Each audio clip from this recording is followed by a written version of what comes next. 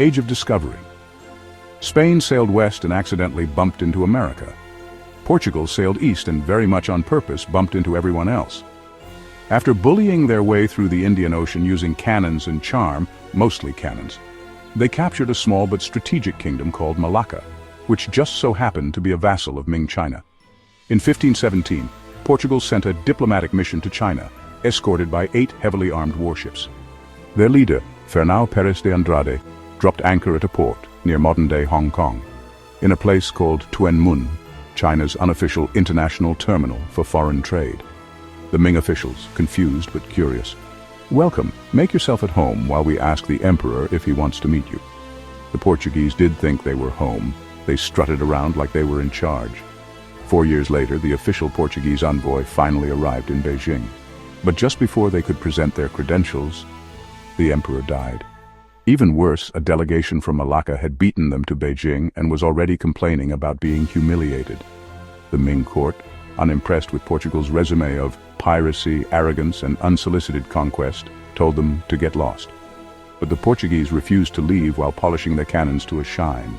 And so began the first military clash between China and Europe. In the Battle of Tuen Mun, 50 outdated Chinese warships and 4,000 troops faced off against 5 Portuguese ships and about 1,000 men.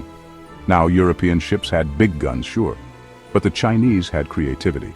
They used fire ships, floating torches packed with explosives, and divers who snuck underwater to punch holes in the enemy hulls. It was like a kung fu pirate movie, only real. When the smoke cleared, Portugal had lost most of its fleet, and many of its men, including their unlucky ambassador, were captured. But did they give up? Not really. In 1522, Portugal tried again. China sank them again. Eventually, the Portuguese gave up on being terrifying and started being polite. Fast forward to 1573.